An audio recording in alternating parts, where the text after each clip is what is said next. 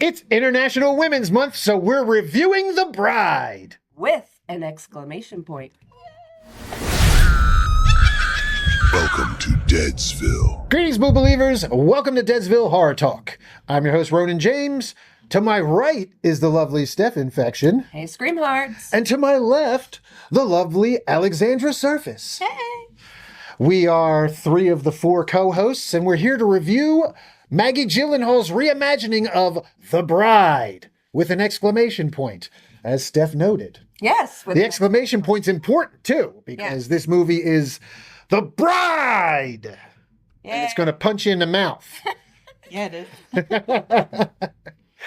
So before we get into our review, a little bit about us. If you are just joining Deadsville Horror Talk, we review the latest, well, we try to review the latest theatrical releases, giving them priority. If there's nothing new in the theaters, we will jump to streaming and see what's new there. And then we will always dig into the old crates and pull out some classics every once in a while as well. And we also do some special episodes. We just had a lot of fun doing our top 10 zombie movies. That was a lot of fun. Yes. Yes. Some interesting choices. Yes, I may have lost my zombie card, but it's fine. It was fun. Hey, I may have too for a couple of them. That's all right. So, yeah, that was good. We're going to have to do some more stuff like that. And, yes, our fourth co-host, Haley Hansen, not with us tonight. She will return again next episode for, I'm not sure. Oh, we're going to review Dolly next. Mm-hmm. Yes, because the three of us just went and saw Dolly the past weekend. Haley's going to check it out, and she's going to catch up with us on the next episode next week, and we're going to review the 70s Grindhouse, Texas Chainsaw-inspired Dolly. Yes. So that's the plan. Yeah, I had a lot of fun with that one as well, but we'll talk about that next week. Yes. For this one, we're going to dig into The Bride. We're going to do our spoiler-free first take, where we will spend about 10-15 minutes in the first segment and give you guys our spoiler-free thoughts and score. And yes, that way you can, if you haven't seen The Bride, you can listen and get our opinion and decide whether you want to go see it. Mm-hmm. Then you can run out and see it while we do Adventures in Snacking. Just on that short little time. Yeah. Run out and see it real quick. Real quick, and then come back. And then you can catch the spoilery Digging Deeper segment later on. So, yes.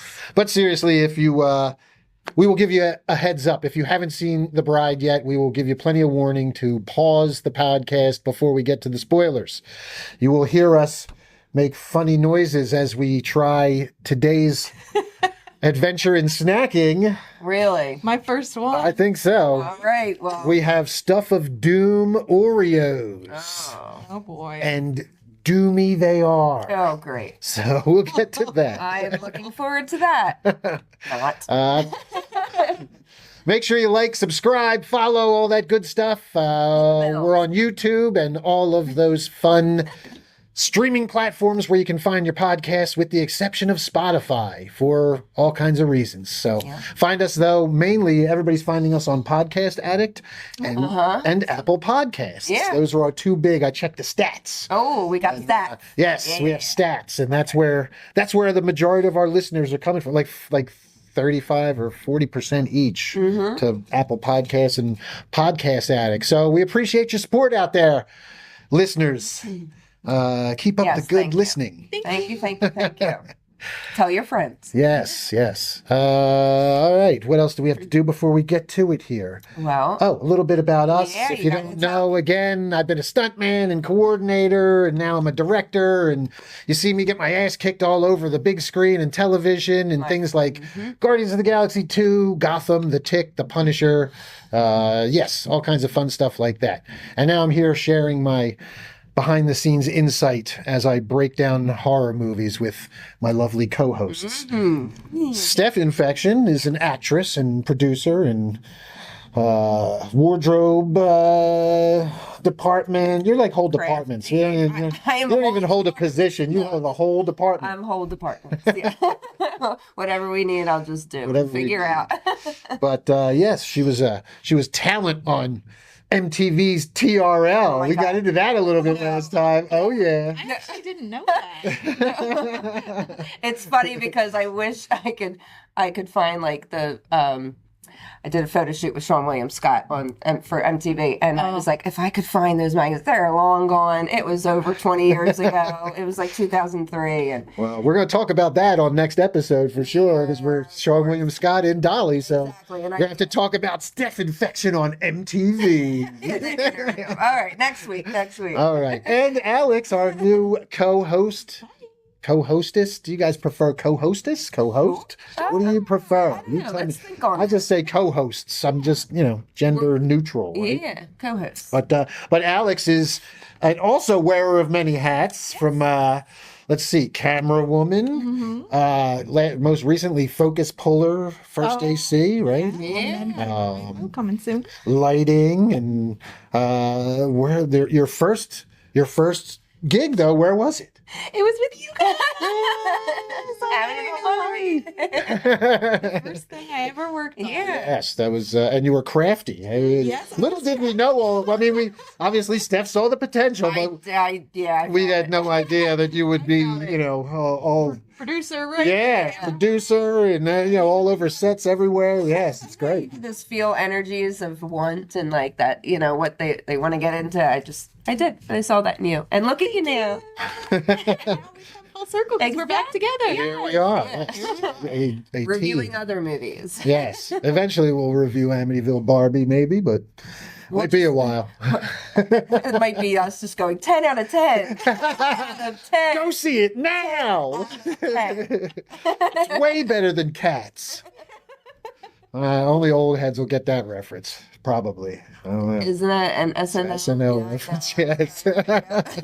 All right, enough of I that. guess I'm an old head. Yes, you qualify Steph Infection.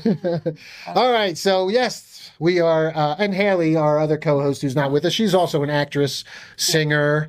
She makes creature babies as well. So yes, you can check her out as well. Haley Hansen all over the social medias. And she'll be back next week for Dolly. So for now, let's dig into the bride, ladies. I know Alex is chomping at the bit to get out of here. I don't need to talk about that. All right, Steph Infection, why don't you start us off with the synopsis? All right. In the 1930s Chicago, Frankenstein asks Dr. Euphronius to help create a companion. They give life to a murdered woman as the bride, sparking romance, police interest, and radical social change. Woo! Ow. Shoot my guns in the air. I guess that pretty much sums it up. Throw in some trippy lighting and some musical numbers here and there, and some lucid dreaming taking place. And you got it. You pretty much got it. Oh, also don't forget the heavy dose of girl power, but it's Women's Month, International Women's Month. Women in Horror Month, too. I apologize. In the meantime, I have to take my sweatshirt off. I am way too hot right now under these lights. You always too hot. I know, but you know what? This Frankenstein, I got the Bride and Frankenstein on my on my sweatshirt, so that's why I threw it on. But you know what? It is just too dang hot. No so I'll worries. put it down. You know what I just realized, ladies, that Women's Horror Month, our next movie, the killer is a woman. We're keeping with the tradition. So next week when we do Dolly, that's right. the woman, she's a female wrestler, Maxine the Impaler, who plays the slasher in Dolly. So Yeah, that's true. we will be keeping it with the theme of International Women's Month with our next review as well. I just thought of that. All right, It's pretty cool. Yeah. All right, so back to the bride here.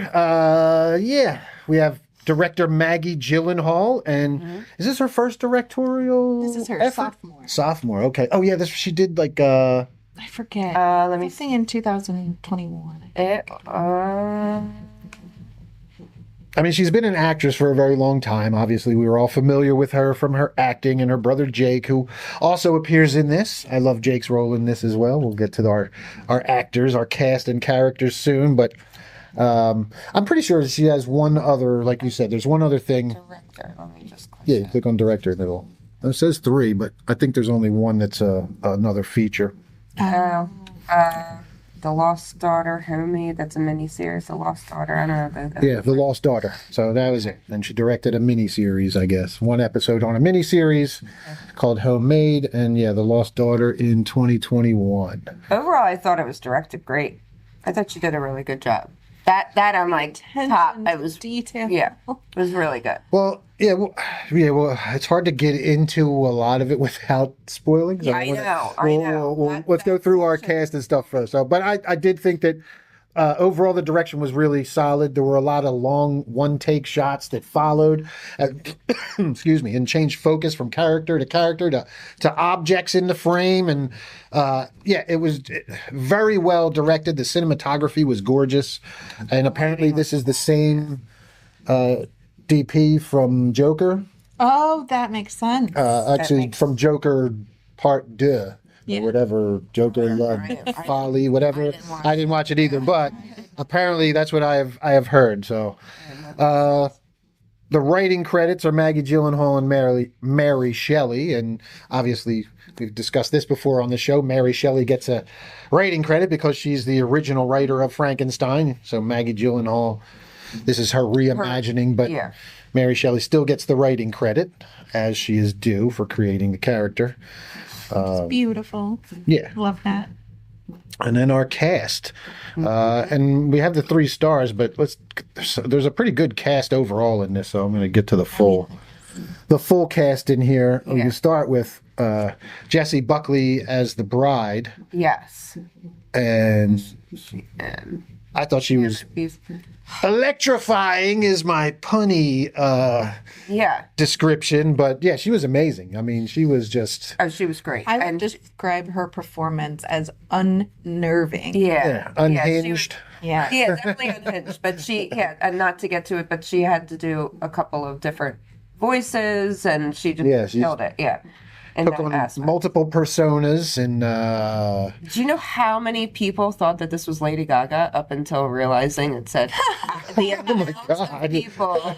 Maybe that's why they all kept comparing it to Joker too. Just from the way that the face looks I can see it. I'm not as familiar with Jessie Buckley, so I don't know. No, so I think people just passing and looking at I saw a whole thing with how many people thought it was Lady Gaga for the longest time, and a lot of people were commenting that, so I could see that.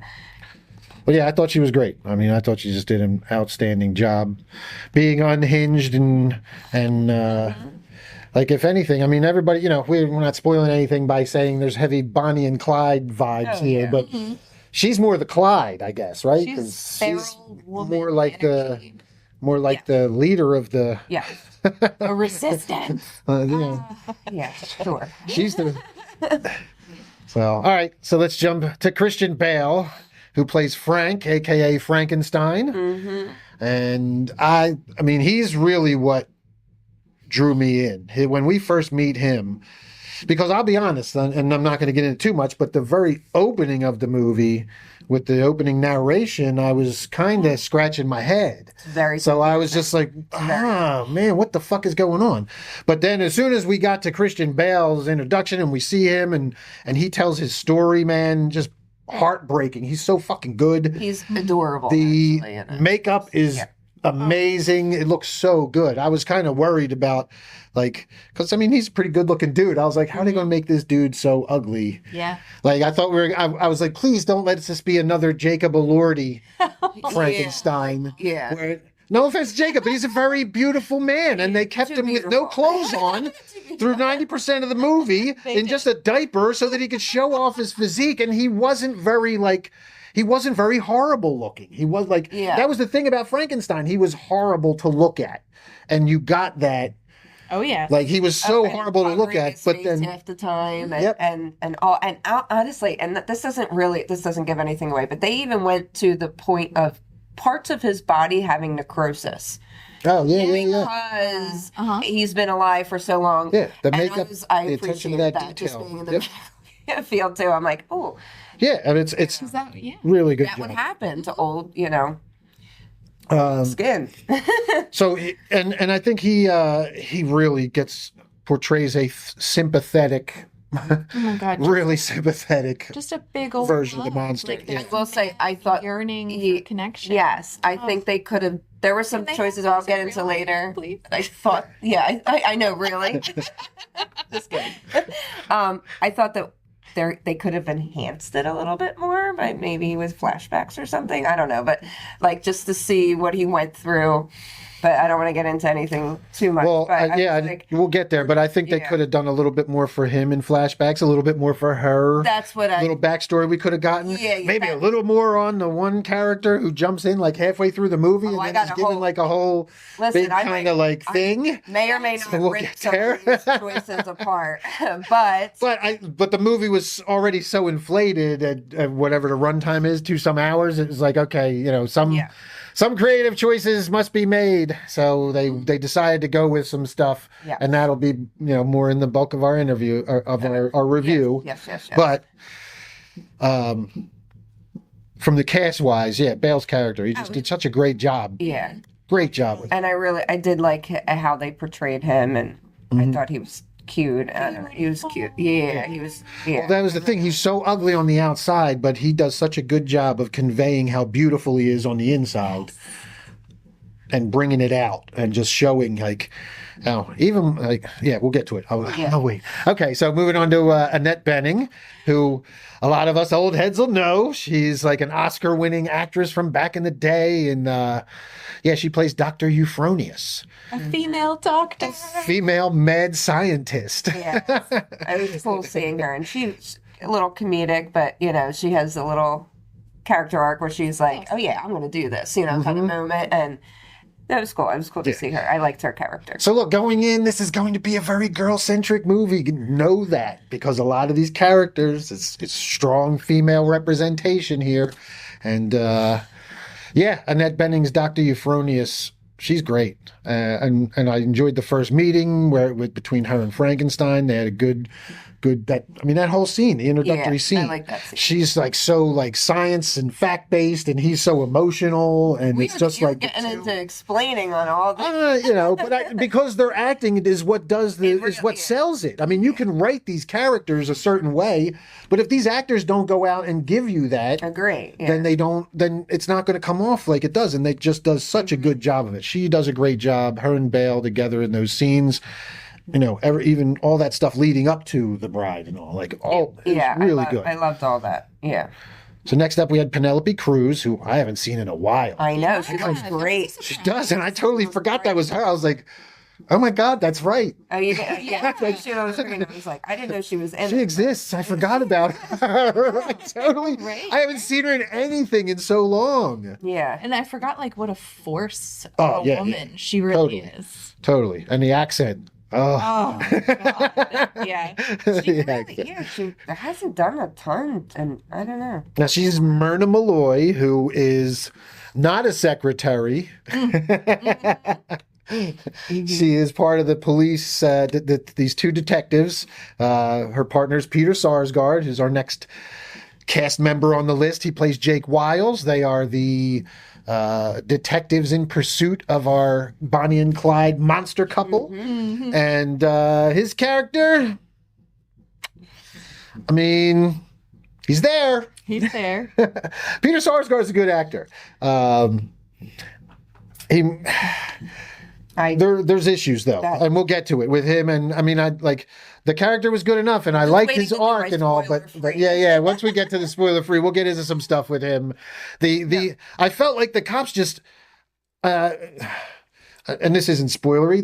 They just pop in like halfway through the movie. I said I'm waiting And- to do and my there's- spoiler free, so I can give a rundown of my. Oh yeah. Free. But we're given no like context or anything as to other than they're here to investigate, and next thing you know, we're just dropped into these conversations where we're getting the buddy cop thing with no previous anything from them. It's just like what the fuck, and now all of a sudden they're this big subplot in the story, and we're following them for big chunks of the Not story. the only one. I know. Okay.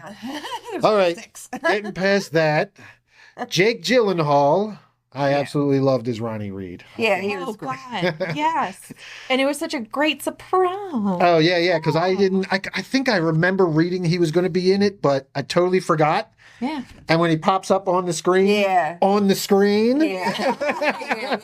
Double on the screen. It's like a movie. yeah, it's very good. Cool character. He plays it great. All the performances, he nails that old 50s because it's all like vaudevillian and Yes. like kind of like song and dance stuff that he's doing, the old school stuff, and he's just killing it, man. He's great, great. Like of Singing in the Rain, kind of. And then we had our like thugs, John Magaro, Matthew Mayer, anyone else? Not really anybody else worth too much note here. What am I thinking of John McGarrow in? What the heck was he? He's been in a few other things that I've seen. So Clyde is recognizable. Now, Clyde's name is recognizable. Obviously, it's a very Bonnie and Clyde movie. And, and you first. the character being named Clyde. Like he looked at it because we saw it. He watched it twice, and he was like, Well, I said it when she and I leaned over to her and said it when we were watching it too. I said, notice his name's Clyde. Yeah. I was like, I didn't catch that. So yeah, they kind of put that out there, and we'll get to him when we get deeper and explain why it's a bit significant in here. Besides, Yeah. how it ties in. So, all right, so that was our cast, and yeah. Anything you guys want to comment? Standouts? Who were your favorites? What were your thoughts? Do you want me to give my Just on the cast, just Cast a quick, in yeah. general? Who were some of your I thought- favorite? What did you think were some of your stronger performances? Was there a weak link?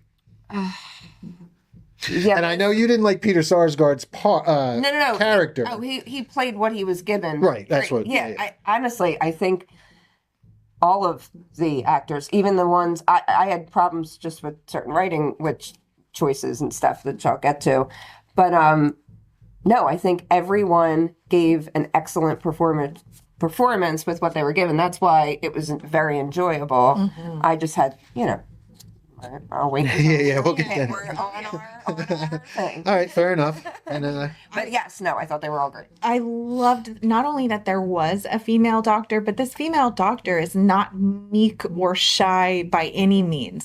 She is a force. She is, she's a mad scientist. She wants to do crazy experiments and is like a very unhinged, another feral female energy in this film that, that was just outside of the main cast, obviously the Jessie Buckley and the Christian Bale, but she really...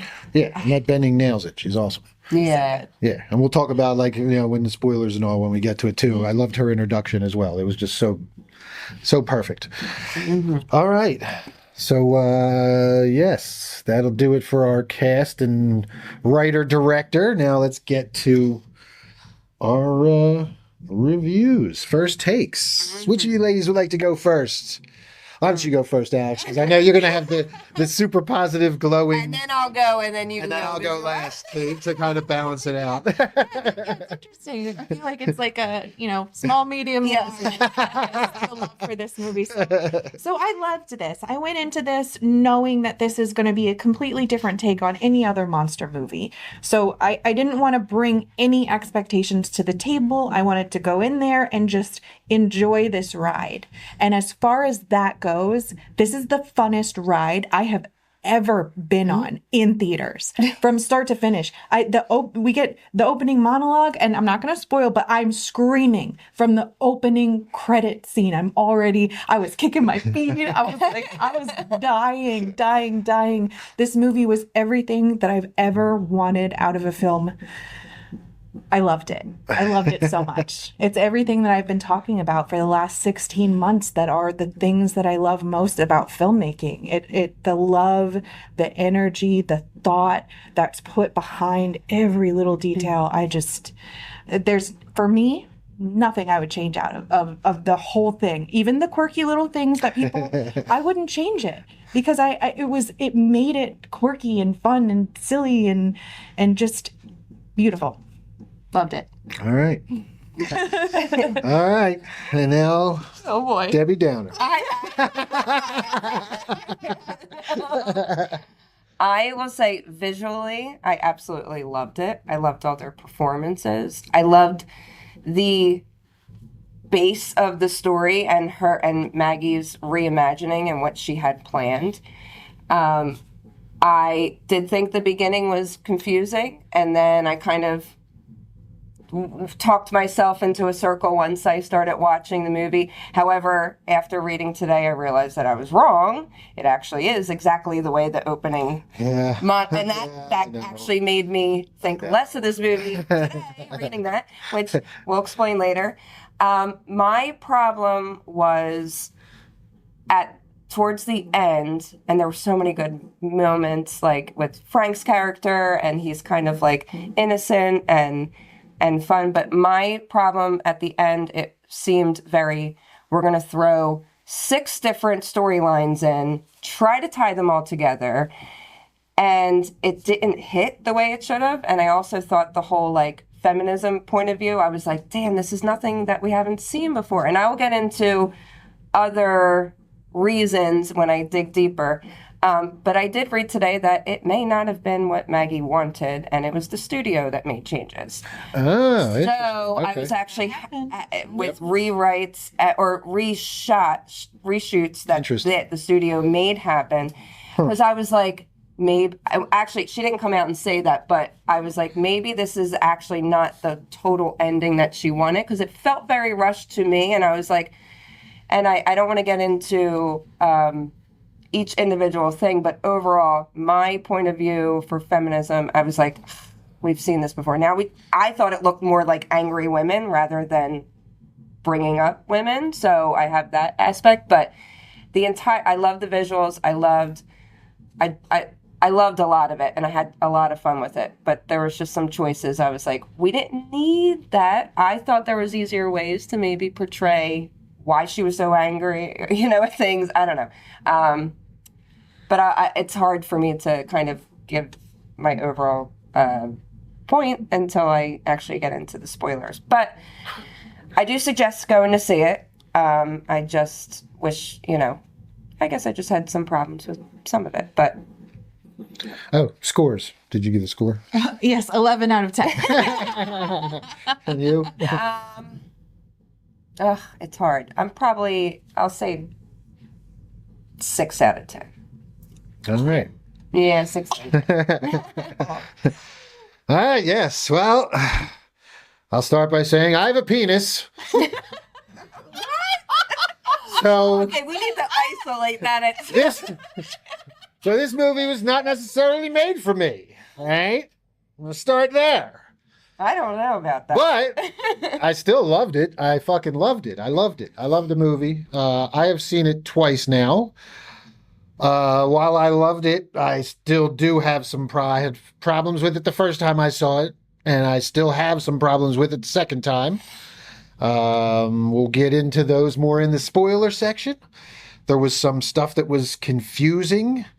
And I get that this is a bit of a fever dream, and there's a lot of acid trip kind of dreamy stuff going on here. But at the same time, there's a lot of dream logic going on. But at the same time, the opening scene sets up something that is very confusing, and to the point where I kind of had to not push it aside and in my head create something else with it to make it make sense. And especially the second time around, I was like, yeah, I'm really going to have to just kind of pretend this is something else going on. Mm-hmm. So, but again, that bit of it, the intro and the bits of it that were confusing were just here and there, when you got those. So luckily it was only kind of sprinkled in. And the way it affected the movie could be explained in other ways. So it was the rest of the movie was still very much enjoyable. Now I did have I felt like it was very long, especially the second time I went and saw it, because I already knew how some things were going to play out. So the second time through, I'm like, yeah, did we really need some of these plot threads that they're playing with? And did we need to... it wound up feeling, especially the second time around, like if they would have picked a couple of the threads and spent a little more time on those, exploring those and developing those, and eliminated these other plot threads, then it would have been a 10 out of 10. As it stands, I originally said an 8.5 the first time I saw it. The second time I'm going to go back now. There was one character's retribution that was totally unearned, and there's some stuff that doesn't add up. And I was a little, it felt a little long, but I'm just going to knock it down to an 8. So it's still very high in my book. But to be honest, like the second time I went and watched it, the explanation I put in my head for the intro totally worked, and I didn't take any points off for it the second time I watched it. I actually it was more the length of the movie overall, and all the miscellaneous things that like either didn't need to be done or could have been like wrapped up quicker or should have been more explained, really. And I just feel like there was a couple bits that should have been either more fleshed out or left out, is what it comes down to. And I would have liked to have seen a little more, like you had said, a little more backstory on our main on character. Frank and our bride before we kind of meet them. Maybe just a little bit more. I could have used just a tiny bit more information. I would have rather that than the other information that we got. Some of the other information that we got to kind of play with here. So it's still hugely high on my list. 8 out of 10 is. I mean, it's still damn fucking good. I just took a half point off for the length. I just felt the pacing, it got a little long. And again, I guess seeing it a second time, already knowing what's coming, you kind of get that feeling anyway. So yeah, we'll go an 8. I still highly recommend seeing it in the theater. Cinematography is fucking gorgeous. The soundtrack. Can we talk about the soundtrack before we move on? Just for that, because the soundtrack was fucking amazing. 6.5. Okay, dude, and like the. Fun. I had fun with so much of it. It's just the soundtrack was fun, and the liberties, because you have to remember this is 1930s. So some of the soundtrack and some of the scenes, I totally accepted all that. That didn't bother me. Right. Things. Yeah, well, the soundtrack is not totally based in the 30s. No. Like, you know, that there's some DJ stuff in there. It's kind of like the way Sinners took the essence of the scene and pulled music for the vibe of the scene. And that's why I described it as like a punk rock movie, because this thing is so fucking punk. I mean, it's not, you're not the only one that's saying that. Yeah, absolutely. Yeah, the soundtrack's been so good. I've been listening to it all week long. Oh, really? It's awesome. Start to finish. So good. So the soundtrack amazing, cinematography's great. Just the performances are outstanding. The writing I felt like could have been a little more, a little better, just a little better in the writing. Even the direction I thought was really solid. I just think that the writing, it's usually the writing that trips it up. And you know what? I didn't read anything before about this because I've seen the movie already, so I wasn't really reading too much more about it. And you're saying Hollywood came in and threw some shit in the works, so that doesn't surprise me at all, man. Shit. No, that's a shame if that's what happened. But we'll have to look into it a little more. But oh wait, no, I did. Yep, she did lose control of the film's final cut. Yeah, with studio mandated reshoots, supposedly toning down the film's more shocking moments. Oh wow! So there were more shocking moments. Ironic, given the film's message of female empowerment and consent. Look at that! Yeah, Jesus. So they, which would make sense why the ending kind of just fell flat for me. I was like annoyed because I did like so much of it. I just was like, really, do we need to check? They probably were like, nope, we didn't need to check this box. Right. Well, yeah, it's astute. That's what it felt like. Some of the. I just felt like stuff was thrown in there, and then other stuff was not done. Suits have to check the boxes. They got to make sure that they tick all the boxes for every demographic they possibly can squeeze a dollar from. That's how I felt at the end. I was like, what the hell? And that made more sense with just the final cut of it. So, maybe it wasn't totally what she wanted, because I did love so much of her writing. Maybe, I don't know. Who knows? Yeah. Who knows if she'll ever even come out and say that. I read that 2 places, but yeah.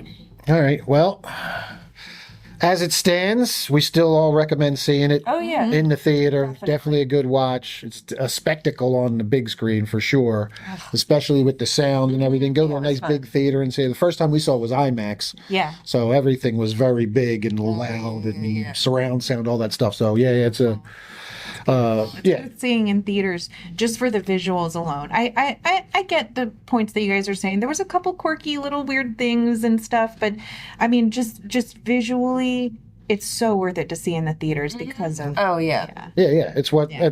and I'll be honest. Everybody's like, "Oh, we just saw a Frankenstein movie." Yeah, but that Frankenstein movie was so boring. So different. I mean, it was beautiful. like that one. There's two different things. Like that one was pretty and gorgeous and all that stuff, but the story was The worst. total ass. Yeah. I'm hurt.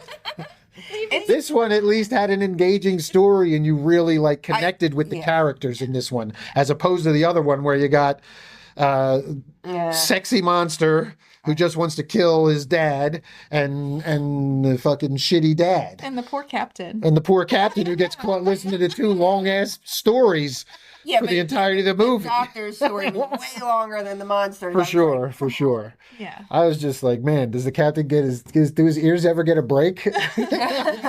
Somebody get him a sandwich or something. Let him take 5.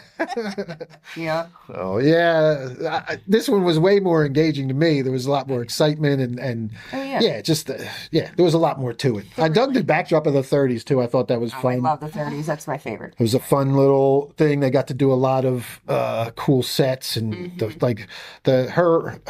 not just like the outside stuff, like the stuff with Chicago outdoors exteriors were great. The stuff in New York Times Square looked really fucking Oh good. God, With all I the stuff wrote in that Times down. Square. That was my favorite. Yeah. Because I So love good. Times Square, and I'm like, But and but I even like the set deck on Euphronius's lab. Oh my god. Like it was great. It was awesome. It was like, yo, if you were gonna have a lab in the middle of like downtown Chicago, what would it look like? It's not going to be in some big castle in a mountain like Frankenstein's castle back in the old movies. It's going to right. It's going to be in like some big old school windows. brownstone, cornerstone building. It was great. It was just really nice, and all the old school like transistors and everything in.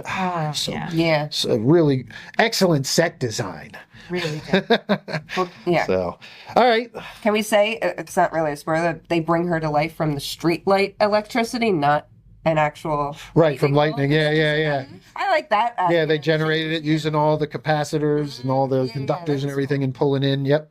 Yeah. Very, very good. Very nice touch. Yes. And there's a lot of like Easter eggs and little hints and nods to a bunch of previous not just the original Frankenstein movie, but other movies. Yeah. Like you get nods to we'll wait. We'll wait till the spoiler section. Because but there's nods to all kinds of Frankenstein movies in this, and it's a lot of fun picking them out and seeing. It gives me the chills. And Bonnie and Clyde. I mean, there's Bonnie and Clyde references in this all over the place too. So you're gonna have a lot of fun if you're fans of Frankenstein, Bonnie and Clyde, 30s Chicago gangster stuff, Punk rock movies, women, power. Yes, you'll like it. Yeah. So, all right. Do you want to do the Rotten Tomato scores? Yeah, give us our Rotten Tomatoes score, and then we will. This is gonna hurt. So our tomatometer, which is our critics, is a 57%, and our popcorn meter, which is audience, is 72%. Wow. I expected the popcorn meter to be lower because I expected the incels to, review bomb it. That's great. It's actually holding its own. Good. Yeah, but I said 6.5, so I'm right in the middle of that. So. I said an 8, so I rated it higher than the average audience member. Yes, you did. And I have a feeling that'll be a theme. Steph used to be good cop, and I used to be bad cop. And now it's going to be the biggest critic. He really Dolly. So. Oh, okay. All right. Good. Okay. This one is special. Okay. All right. This is the thing. I have absolutely loved movies that he has hated, and I've been like floored at them, and I rate them high just because I had so much fun watching it, and that's okay. It's okay to rate something 11 over 10. Just because. Yeah. You loved it, Mm-hmm. Yep. All right. So, I mean, those scores sound about right. I'm surprised. Critics. Hey. Yeah. Brutal. Concocted with all the restraint of a mad scientist experiment, the bride lurches in so many different creative directions that the overall effect is both sloppy and inspired. All right, That's how I feel. I feel like it has Well, too much. I understand a bit of it, but the core of the movie was still extremely solid. Like, Once I get into my reason, I started writing stuff down today, and I was like, that makes me more, Mark missed. look, I said in the theater, I leaned over to Alex and I said, men are going to hate this movie. Yep. There's a lot of men are going to hate this movie because, look, man, can I say this in no, I'll wait till spoilers to say it. Everything I want to say for my point has to be spoils. I found the opposite. I found like the stuff in it as a woman. I was like, we're doing this again, and can we? It's kind of like the same things, and I found that certain things made women just look like angry instead of actually being like strong, empowered. So I saw it differently, and. Hey man, I'm not a woman, but I could totally see a lot of women being angry these days. Oh yeah. Have you been in the world? Yeah. I am a woman in the world. Hey, I'm just saying. There's a lot of angry women. That I was like, damn, I wish they did this instead. It's just a matter of. I get it. Yeah, everybody's entitled to their opinion. Yeah. All right. Oh man. We all still enjoyed it, so We gotta do Adventures in now Snacking. it's time to wrap that first take section up and get into Adventures in Snacking.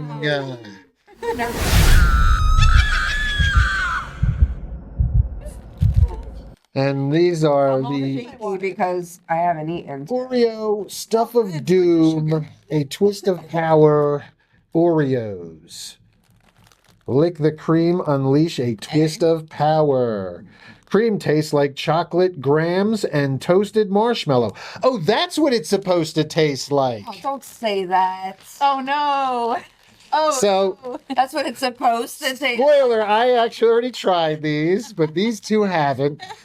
I'm going to eat them again for shits and giggles. Arnie's gonna have a bite. Oh, you're going to eat a whole cookie. Don't you tell me. Oh, you're eating a whole cookie. I'll cook Look, you. man, I will there's a cook look, you. look. There's a reason we're going to eat these, and this is a very fitting snack of adventure in snacking for this particular movie. Why? It turns your tongue black. Oh! That's awesome. All right. I'm so excited. So- That tattoo.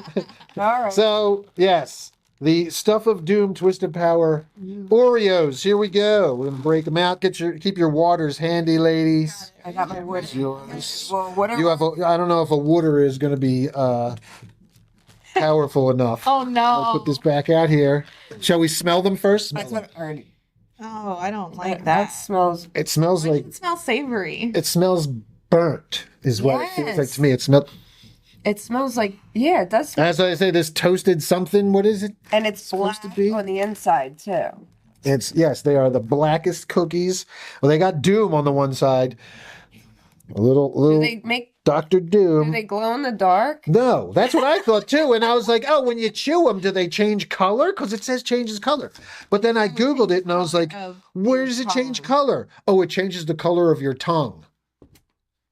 Oh, That's a cop out. Uh-huh. Yeah, I'm glad y'all said it. I was waiting to see y'all. Yeah, because that's exactly what I fucking thought. It kind of smells like burnt hair. Yes. it's not. Yes, it smells very burnt. So I'm going to set them up there. All right, are we ready? Oh, Cheers. Oh, Cheers. oh God. Cheers. I'm gonna take do it it. first. Okay.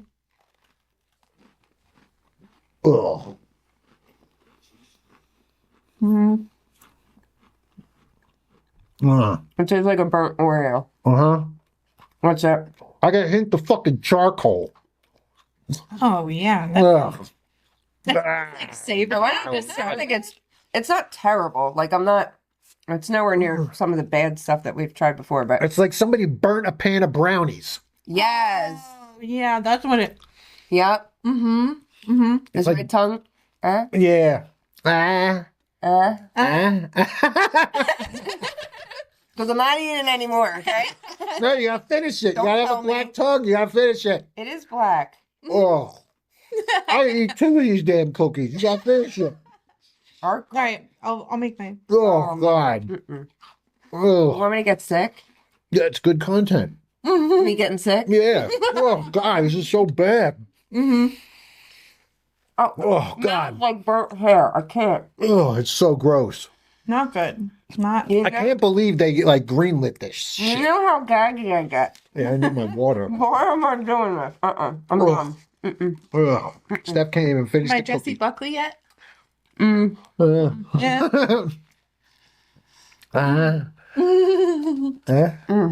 This is making me want to get sick, honestly. That was an experience. Oh, man. Ugh. Oh, there you have it, folks. Adventures in snacking. Stuff of Doom Oreos Oh, don't get them. suck. I don't trust Oh. Oreos anymore. Oh, God. Oh. That was so bad. Not good. Yeah, your tongue's black. It changes your tongue black. Sure. But it's got fucking charcoal in it. Mm. Yeah, Ugh. it probably does. Oh, is that what the Oh, color? I don't know. know. That's what Okay. it tastes like. I taste. It's so fucking gross. Yeah, that doesn't help. Yeah, they're gross. Avoid Stuff of Doom. Yeah. Oreos, they're bad. Somebody else had commented because I made a post on Facebook. They commented that they had tried the blue ones. There's like a Avengers Blue. Oh. They said they also tasted quote unquote off. Oh. So Well, you know that heavy on color. You end up. Chemicals. Yeah. Yeah, I don't, I mean, Oreos they're pretty bad anyway. Oreos are vegan. Do you know that? I did not. I tend to only Hydrogenated flavor, hydrogenated oil, or something like that. I tend to only eat the golden Oreos. I don't like the. I'm a big fan of just the regular. I will eat the peanut butter ones. Those I will. And those taste Whoa. like chemicals to me. Yes. But I'll still eat them. So wouldn't be the. Oreos, but So, all right. Well, there you have it. Stuff of Doom Oreos. That'll do it for Adventures in Snacking. Mm-hmm.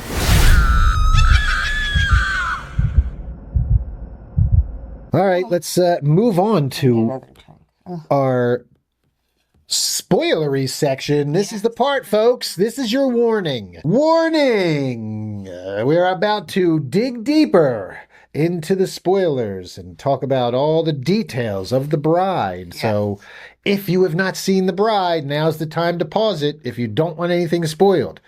If you don't care about spoilers, by all means, keep listening. If you've seen The Bride, obviously keep listening so you can see if you agree, disagree, think of see what you think of our takes, and be sure to jump onto YouTube and leave some comments on the video or on our social medias. Comment everywhere. Yep, engagement. Engagement is key. So break out the stubbles. Oh, I got what's a Break out the shovels. This the Steph Infection and the shovels. Oh, Too here many you go. S's. Here's the stubble. There we go. I'm gonna dig deeper.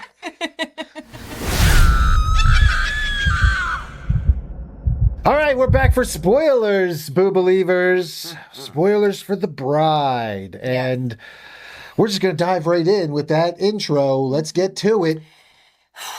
Thoughts on the Mary Shelley narration to kick off the movie? Can I? Yes. You may. Okay, so hear me out. This is why I liked it. I saw a news article featuring Maggie Gyllenhaal as she explains her inspiration for the film.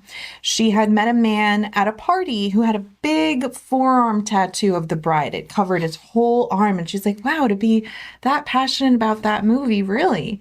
So she goes home and she watches the film with her daughter, and she's massively disappointed because in Bride It's of not Frankenstein, the bride has 2 minutes of screen time. Yeah, it's the So worst. she asks, what's going on with this character? She gets dug up to be the bride of somebody she's never met before. What's that character thinking? Right. So, and then also, Mary Shelley, unfortunately, she teased Bride of Frankenstein at the end of her novel, but she did die before she could write it. So this opening monologue is Mary Shelley kind of becoming unhinged and losing her touch with reality because she's got a tumor in her brain and she's dying. So I think that sets the whole premise of the film as a weird fever dream because she's literally got a brain tumor. So the fact that things aren't coming together and things aren't, making sense. I feel like they Wait, said Mary that. Shelley had the tumor? Yeah, she said in the opening monologue. Okay. That's what I just wanted to make sure. Yes. Yes. So the opening monologue, and then it ends with the mother bride, and I'm screaming. That ending part of the monologue was fun. But you felt well, so watching it, I liked the monologue, and then when I realized she's becoming possessed by her, at the very end of it, I looked at him, I go, I am so confused. So then I kind of put it aside, and then I went through it, and we'll get into other stuff later. However, since we're talking about this, I eventually I go, okay, so maybe she's just crazy. Maybe I had to talk myself later on into maybe this was her. She just read the book, and now she's schizophrenic or whatever. I would have liked that better. And then when I read today, so we kind of talked ourselves and our car ride after. I said, this is how I kind of got through that monologue, because what are the odds that Mary Shelley possesses this girl and then she dies and then she's dug up in the same outfit, and then, which I was like, why is she in the same outfit? That bothered me. I'm like, well, because she was a nobody. And then I talked about all this stuff. We're not a nobody, but maybe she didn't have family. And so they just buried her. And I get that. But I was like, okay. I got through all that. And then today when I was reading, they were like, no, she actually was possessed. Literally, that's what she was going for. And I was like, why? Why? And also, I'll just say, just because we're talking about this whole part, when it comes to like feminism, I think that goes hand in hand with autonomy. And I thought this whole point of having somebody make her kind of mad and another person taking over her body was taking away her autonomy. And I was like, that's not the feminist choice to make. I was like, we could have focused on her anger. That's a good point. Do you know what I mean? That's what bothered me so much last night. I was like, we could have had her just be dug up and had that whole story, and then her being angry about everything she went through in life as a feminist, and being like, I'm going to screw over the patriarchy and the misogynist because of that. I felt like I was like, really? We're making her mad? And she was uncomfortable. I'm like, this isn't feminism. We're making her uncomfortable and taking away everything that she was. I felt like it stripped her of that actual empowering moment that we could have had. So that's where that whole thing bothered me a lot. So and I couldn't get it out of my head. And I tried to talk myself out of it until I read today that they meant that. And I was like, well, Well, I had multiple. I'm glad you brought that up, because that brings a whole nother layer to the onion to peel. First of all, it was confusing. So when it first started, I was like, okay, cool. Mary Shelley going to narrate. Sweet. She's telling her story. But Mary Shelley then injected herself into her own story by this whole possession thing. What are the odds? And then, I mean, yeah, what's that chick's name? Mindy, the one that did Velma? Yeah, Mindy, whatever her name is. I'm glad I forgot it. I hate her now after she ruined Velma. Yeah. Anyway, but yeah, so, self-insertion, here we go. But so that was confusing, because I'm like, okay, so Frankenstein's real, and Mary Shelley wrote the book about Frankenstein, and now Frankenstein is a real person who's in the real world, while Mary Shelley is possessing a person in the real world from the grave. It was just too confusing. I was like, I don't get it. I don't get that. And like you said, I was like, okay, I can get behind the crazy aspect of it, but you're saying that's not how it was written now, because that's what I kind of told myself. She's just schizophrenic. And then you were like, oh, maybe she read the book. Tumor. No, I'm talking about the bride is being schizophrenic. Oh. I was thinking, okay, maybe Mary Shelley's not really a character in this at all. This is in the bride's head. I see. Because she read it as an actual possession. Like she read Shelley, this, which I thought messed everything up. Because that's another thing. Like back in the day when you were schizophrenic, back in the day, they thought you were possessed. Oh, yeah. So that's another thing. Like they didn't understand schizophrenia, so they were like, okay, it's a possession thing. She's possessed by the devil when they would speak in tongue, whatever. So that's why I was like, okay, this could totally read as But that's why I was like, I would have liked something before that. Like we should have established that Ida read read the novel Frankenstein and was a fan or was obsessed with Mary Shelley or something. That way she could have like snapped, and then it could have been like her possession was just schizophrenia. And her being like, snapping into fucking Mary Shelley mode. That makes sense. It makes a hell of a lot more sense than Mary Shelley actually possessing her, and then Frankenstein really existing in a world where Mary Shelley can possess it, because Frankenstein's a fictional character. We established that by saying Mary Shelley wrote Frankenstein. That's true. It wasn't a fucking biography. It was a fictional character. So like you're totally so that was an issue. Now, Steph brings up a good point with the whole, because this movie is very much there's a very big theme of consent going on throughout this movie. And there's a whole thing how, Ida, she's living a life that she's not consenting to. She's forced to be nice to these guys. She's forced into this life with these gangsters and thugs. And we don't find out till later, as it's broken down way too late into the movie, that she was actually put there by the cop to be an informant. Right. Like that all comes out in such a fucking clunky fashion that it's just like, fuck. Yeah. But you can see in her eyes in that opening scene when we meet her and she first snaps that she's just holding it together barely. Yeah. On the verge of tears, not wanting to be where she is in life and everything else. And I do feel like that could have been fine. It kind of didn't make sense to me for Mary Shelley to begin possessing her as she's alive.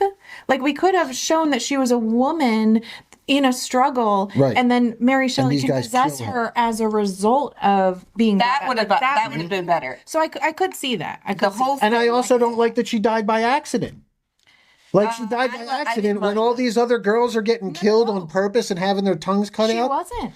We find out at the end that the guy sent them to kill her. Oh yeah, he sent them to kill her. No, he sent them to kill her after she was already dead and reanimated. No, because he sees the article of her and he's like, of her as the bride. I fucking told you to kill her already. Yes, she's not dead. I brought this up. No. Yes. No, they said we took care of it. We took care of it. All right, let's. No. I remember that, Alex. They did, because he said no, but he didn't tell. He snapped his fingers and told them to take her and to remove her from the opening scene. Deal with it. They take her and remove her from the opening scene, but she slips and falls down the steps when she is smacking. She smacks the dickhead guy. He smacks her back. They smack each other.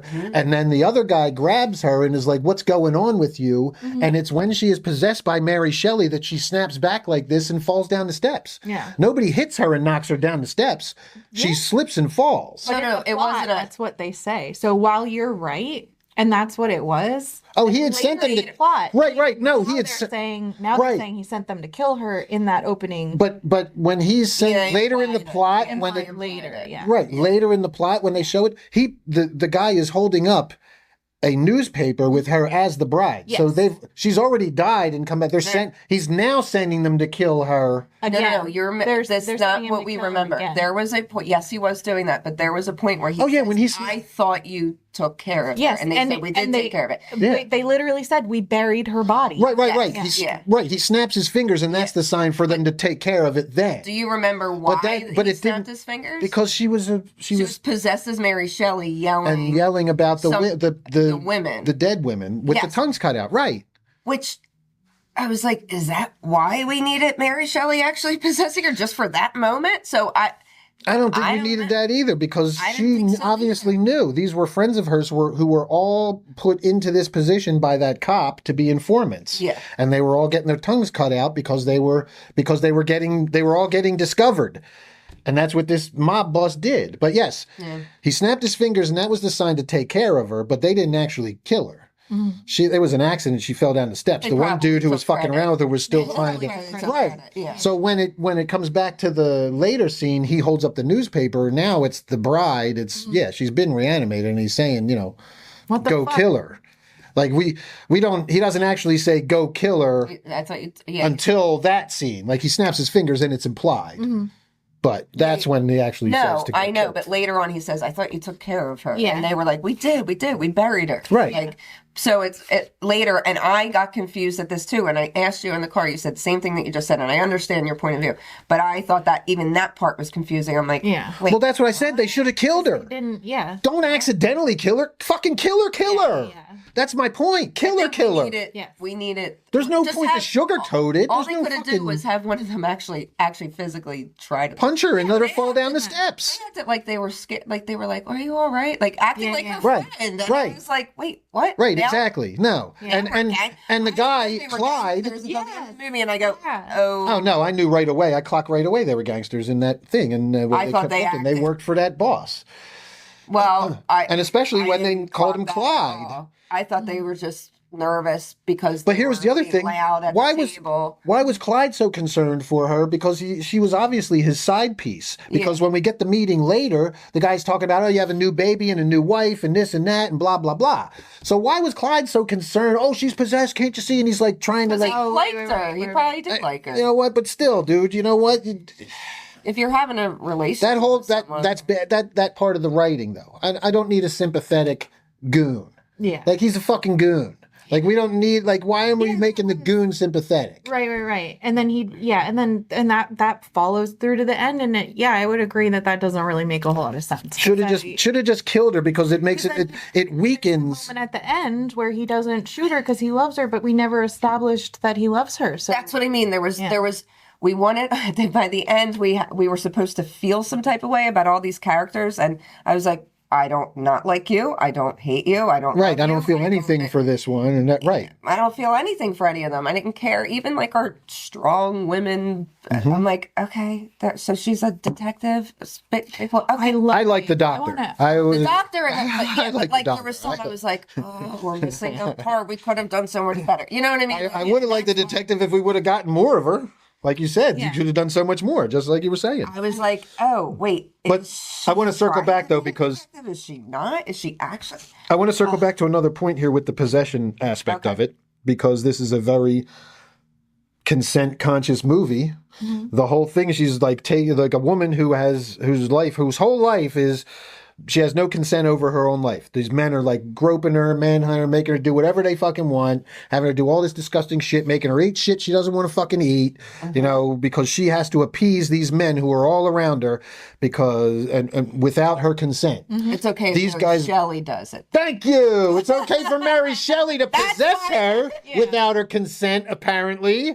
I have a huge problem with the possession thing because of that. And I said that's why I wrote down it strips you of your autonomy, and the whole point of empowering women is to promote your autonomy Right. and being different and doing what you want. So I was like, So- she was uncomfortable in the whole thing. She didn't But know she Frank. She just they were lying to her and saying that. Oh, well, yeah, that's a whole nother different, that's a separate consent because Frank and the doctor brought her back without her consent. That's a separate issue consent that was in there. That I was okay with them just being like, "Oh, we got engaged before." I You're was lying. actually- They totally lied. They I pulled was a. They actually pulled a. okay with that. Did you ever line see the because old I didn't movie? want her breaking down. Yeah. But the whole why she got there, I was like, you didn't consent to be possessed by Mary Shelley. Then you didn't consent to be dug up. You didn't get consent to be abused through your whole life, and you didn't consent to be brought into the. After it's like, and we're trying to act like this is like a strong, empowering moment. Her whole rebellion was brought about by Mary Shelley possessing her, instead of being brought about by her. It's doing the Ida's opposite. character, by her the bride character. Yeah. Putting Mary Shelley injecting Mary Shelley into this thing as a character, damn near fucking ruins the movie, I swear. See, this is what there's happens so when you much start that falls talking about apart. stuff. But the rest of it is so good. It's just every time you come back to that bit in black and white narrating that it takes you out of the whole thing. Like there was that moment in one of those moments where she's like, "Where's your rage, girl? I thought you had rage," but we didn't actually establish that there was rage before. Either. Right, exactly. So, but again, and like I know I'm also picking this apart, and We and have for me, to. We have to. We have No to. movie is perfect, but the enjoyment level can be. Yeah, the enjoyment level was still there. 'Cause I enjoy the hell out of Jason X, and I can admit that it's a Yeah. campy, terribly We've written, done a short ton of reviews, just so you know, and like halfway through we'd be like, listen, we really did like it. I swear. all the time. We did like It sounds like we hated this, but no, we really loved the movie. But there's just, There's a lot of love notes too. Oh yeah. The number one theme, throughout the whole movie is the love note to the Frankenstein franchise. Yeah. And there was so many great Easter eggs of all the different, we had the biggest one for me Name them, was that- the dance. Oh, The Putting on dance the was Ritz. putting on the Ritz from Yeah. Young Frankenstein. It's At the end of God, it, it's he beautiful. screams out putting on the Ritz exactly the same Just the vocal same- tone yeah, as Peter as Boyle Young did it. Frankenstein. Yep. and that was Peter Boyle did it. such a fun And scene. the other thing I loved about that scene is she's got this like white flapper dress on that's got all the fringes coming off of it. And as she walks in, you're thinking like, okay, well, I mean, I could kind of see the bride in that. But as they get the cinematic lighting and they change the colors and the movement that she's got during the dance, that fringe starts to look like the bandages. And that for me was that's cool. just, I could have cried. It was so beautiful. The dance number was great. And I think a lot of people were worried about the dance number because musicals and everything, and they don't always hit. But I think this one hit so hard, and it was perfect. Well, there were a couple of them, obviously. I mean, he's early on. We get him Oh, right. dancing, envisioning himself up there dancing on screen. Okay, I have to And say I thought that- those scenes were so good. That So was cute. something that I would imagine Frankenstein after being on Earth and by himself after over, 100 years being like obsessed with movies and going. So I was like, oh, this is exactly what I would imagine him to be like, like just putting himself into film. So I like that writing of him being. And the love note to going to movies and going to drive-ins and experiencing those things with somebody that you love. And I loved that aspect of it. I did not see that coming. The love note to movies. the whole movie stuff. Yeah, was it was amazing. It was really cute. And yeah, that was and again with the 30s Chicago, it fits because that was like the dawn of cinema and like when movies were really, people were going to see films for the first time, like when it was really taking shape. Before that, it was theater and live performances and all. So we were, that was the And the talkies. And I mean, yeah. silent movies and stuff. Yeah. right. And the moment that they superimpose the monsters into the drive-in. Oh, that was amazing. Yeah. Loved that. Yeah. That was so cool. Those choices I loved. I did. I loved. Yeah, and then we get Ronnie Reed. That's where we get a lot of our Jake Gyllenhaal doing the dancing, the tap dancing. I wonder if that was really him doing the dancing. It looked like it, but Probably. these days they could just back put your face onto an actual on the I've dancer seen him and all dance that in stuff. something. Okay. I don't remember. Yeah. He was involved in musical theater. And Yeah. Maggie good. had actually written this role for him. Oh, that's Yes. awesome. That's awesome for him to be able to do his musical theater. That's great. I will say. Maggie also. Oh, sorry. No. He was another man that was idolized and then kind of turned into like a bad guy. Not a bad guy, but like a meanie at the end. Yeah, he was kind of rude to, but I will say, that was one big thing with this movie. There was literally, Yeah, I didn't like. I was like, ugh, I don't know. Yeah. I mean, Come on. there was literally like it's no real. good man in this movie besides Frankenstein. The monster is like the but is only. he even? Because he I takes don't. her consent to selfishly give himself love. Which bothered me, and we kind of got into this last night, but it bothered me. I like females being uplifted without and I understand Without why putting men without down. putting men down, and I felt like it was all boom, boom, boom at the end. Down, men, bad, and women, great. And actually, I don't even know if we were that great. We just looked angry. We were shooting guns, and it was a montage, and I was like, wait, what Well, what did we do? Here's the thing, though. Just shoot guns in the air? Here's the thing, though. Like, if you go back and look at the 30s, men are pretty fucking terrible. Oh, dude, I get it. All I right? get it. That's Men are not- pretty fucking terrible. Oh yeah. That's We're not- terrible. yeah. We're terrible, Yes. terrible fucking human beings. You don't It's have to just tell me fucking terrible. women were possession. I get that, but also the montage of women. I would have rather have wanted to see some type of world social change rather than just mobs of women with guns and the anger. Like I was like, It was a it was dream sequence. It was just a couple of shots, and that's why I was like, maybe she had more, and she didn't get that final cut. It only showed women just strapped, like, go. I mean, it was going. Yeah, well, that was going into like John Waters camp territory. Yeah, and I like again either lean into it. I feel like they were kind of wishy-washy about it. They didn't lean enough into it to really like sell it. So I feel like it didn't hit like it should have. I think if the whole cult of the bride thing, it was just like all of a sudden. There's just crazy women everywhere with it was just like out of nowhere. That's how I felt. Like if that was going to be a subplot, spend a little more time to develop that. Don't just we were all just asked to. And what the but there was so much other stuff going on that we were just having to accept. I was at that point. I was just like, yeah, this is just a campy ride, so whatever. I'm good with it. Just let it keep going. And that's the way I felt then. And what I got from her movement, the reason, I wrote down that they killed like Frankenstein and her murder 16 people that we don't see off camera. They say that at one point. And I'm like, wait, were they good people? Were they bad people? Or do we even know what? Did they really do that? Or are they just framing them for it? But also they're stealing and robbing. And I'm like, okay, well, that's more Bonnie and Clyde, which is cool. But we never where's the movement coming from? Is it from her just taking out people? We don't know if they were men. We don't know. Like I was like one picture in the newspaper, and all of a sudden they come on. There's a social.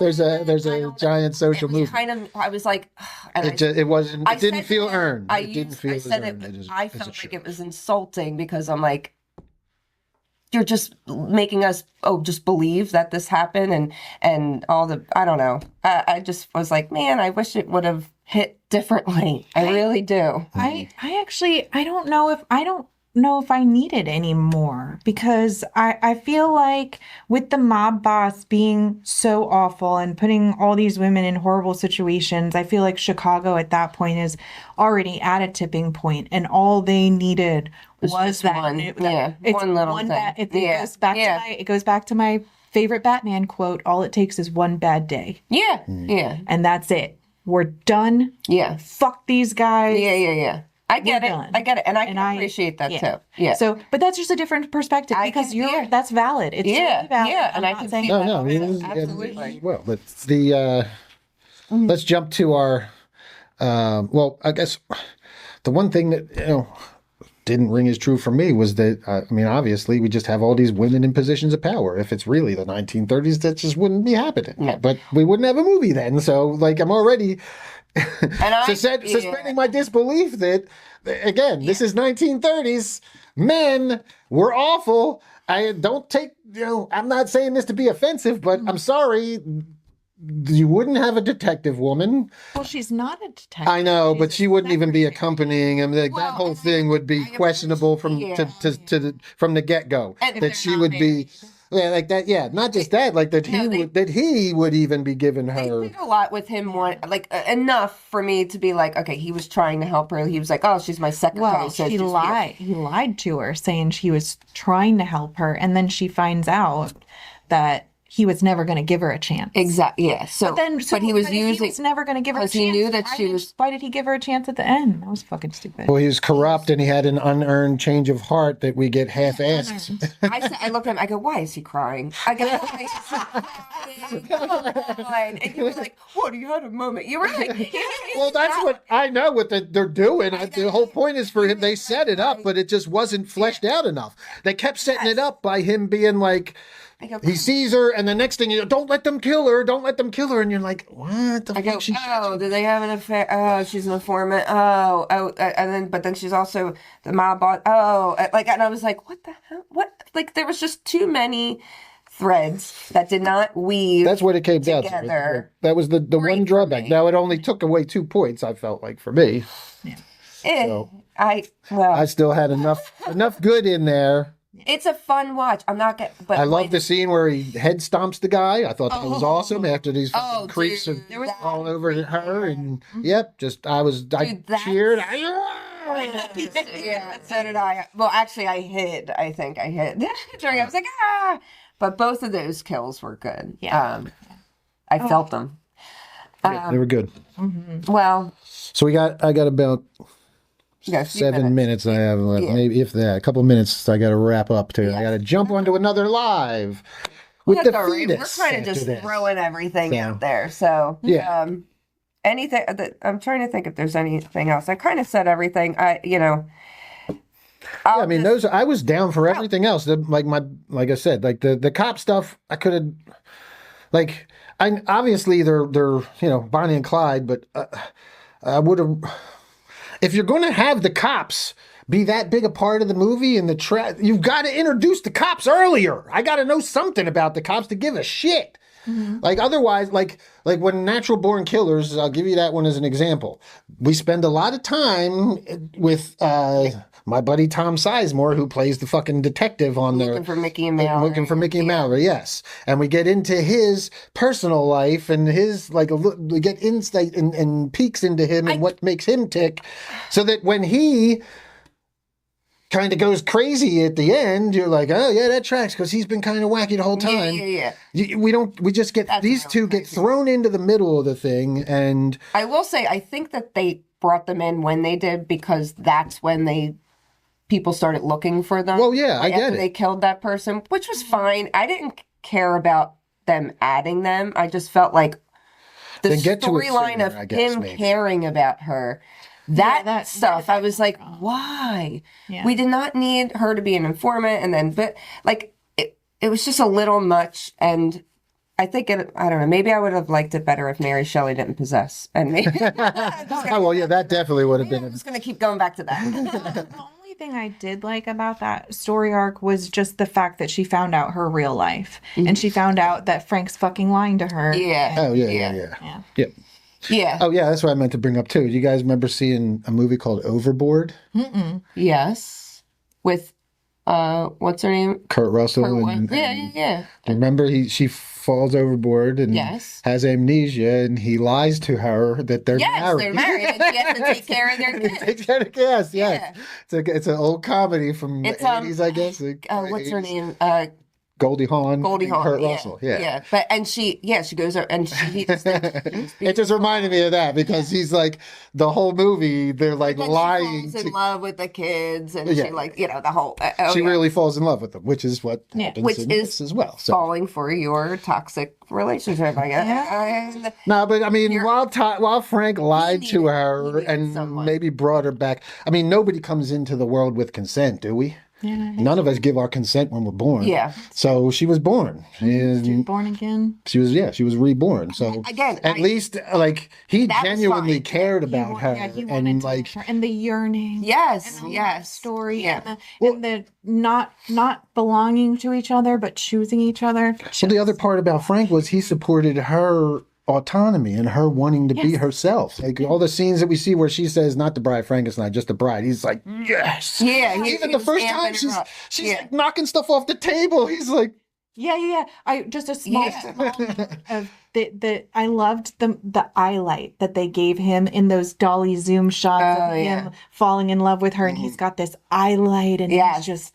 that was really cool. Yeah. And again, I said I didn't mind him lying even to her, because she was dead and he brought her back, and I liked him kind of promoting be who you are. Mm-hmm. I didn't like that our woman took over a woman and was trying to promote a woman empowerment. I'm like, really? And that was the reason behind it. So that was it wasn't the Frankenstein stuff.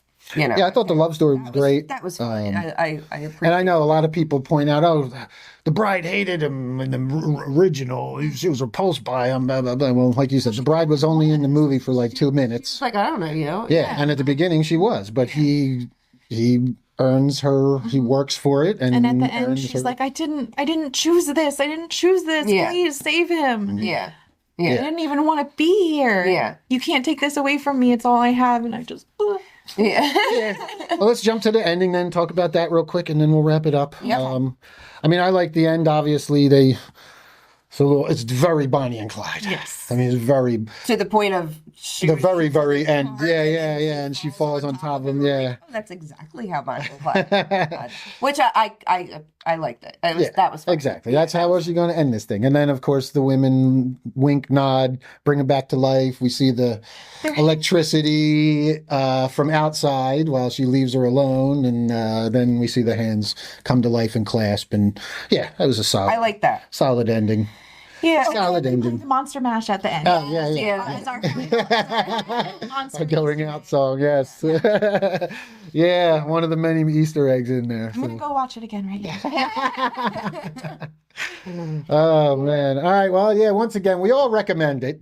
We have, various levels of Yeah, I say issues with definitely it, go but- watch it and see what you think, but Suspend your disbelief a little bit. yeah. Yeah, it's a very we're You have- talking about like a monster love story. It's a fantasy here. So go in, don't expect everything grounded in reality. Right. We're talking No, about reanimated exactly. love. So And I can go with it. Yeah, I can do that. It's just so much You'll be good. happier that way. So much good, but then so And maybe just tell yourself, like I did, that she's schizophrenic. She's not possessed by Mary Shelley. It's all in her head. She read Frankenstein just before this movie happened, That's what and I she's just obsessed with Mary Shelley. So when her schizophrenic episode happens, she snaps and thinks she's Mary Shelley and wants to continue the story. And that's